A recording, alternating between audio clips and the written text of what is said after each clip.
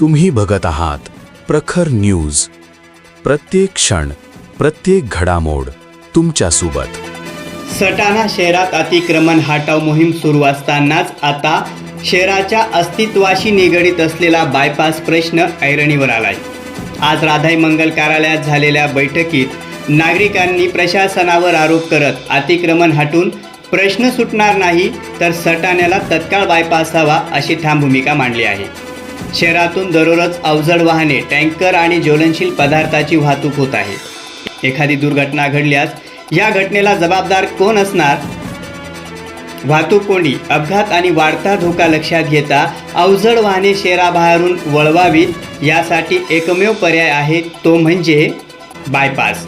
Bypass द्या, अन्यथा आम्ही तीव्र आंदोलन करू. मग आंदोलनाला प्रशासनाला सामोरे जावे लागेल असा इशारा या नागरिकांनी दिला आहे.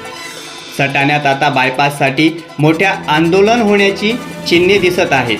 प्रखर न्यूजसाठी भैयासाहेब माळी, सटाणा. या सटाणा शहरात जो आपला ताराबाद रस्ता आहे याच्यावर आतापर्यंत अनेक अशा घटना घडलेल्या आहेत, काही जीव गेलेले आहेत. आणि सगळ्यात महत्वाचं म्हणजे जे विषारी वायूचे टँकर जातात, गॅसचे टँकर जातात, डिझेलचे जातात, पेट्रोलचे जातात. आणि जर एखादी दुर्घटना घडली, एखादं टँकर जर कधी त्याचा स्फोट झाला किंवा काही झालं ते या सटाणा शहराचं म्हणजे अर्ध शहर गिळंकृत होऊ शकतं. एवढा मोठा धोका असताना आपण सटाणा शहरात ही जड वाहतूक बंद होण्यासाठी सटाणा शहराला पर्याय म्हणून फक्त बायपासची गरज आहे, वळण रस्त्याची गरज आहे. हे आपण सगळ्यांनी समजून घेतलं पाहिजे.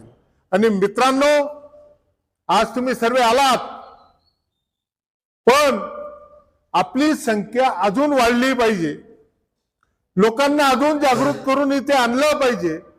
याच्यावर आंदोलनं उभी केली पाहिजे की जेव करून आपल्याला शासनापर्यंत असा आवाज जाईल. एवढ्यासाठी आपल्याला बहुसंख्येने तुम्ही येताना एकटे न येता स्वतःचे 2-5 मित्र बरोबर आणावेत. प्रत्येकाला हे धोक्याच्या घंटा समजून द्याव्यात की आपण मुठीत जीव घेऊन जगण्यापेक्षा जर बायपास झाला तर आपले स्थानिक वाहनच आपल्या या रस्त्याने जात येत राहतील. आणि जे मोठी जड वाहनं किंवा ती वाहतूक आहे ही सर्व वळण रस्त्याने बाहेर निघून जाईल.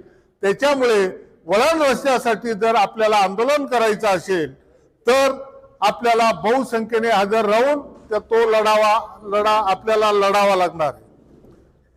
त्या संदर्भात आज आपली इथे ही मीटिंग घेण्यात आलेली आहे.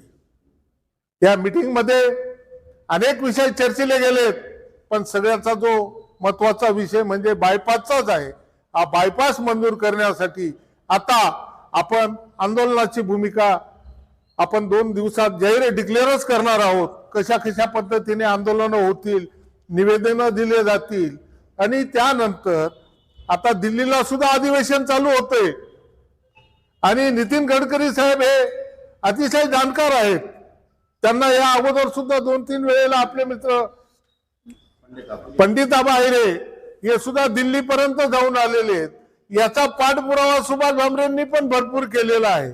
आणि मागच्या आपल्या विधानसभेच्या वेळेला सुद्धा गडकरी साहेब इथे आल्यानंतर त्यांनी सुद्धा आपल्याला शब्द दिलेला आहे की बुवा मी तुमचा बायपास करून देतो. एवढ्या सगळ्या गोष्टी घडत असताना फक्त पाठपुरावा होत नाही म्हणून आपलं ते काम होत नाही. मित्रांनो, जर आपली जगायचं असेल, कुठल्याही संकटाला सामोरं जायचं नसेल तर या आंदोलनात या सटाणा शहराच्या प्रत्येक नागरिकांनी भाग घेतला पाहिजे आणि हा लढा लढला पाहिजे.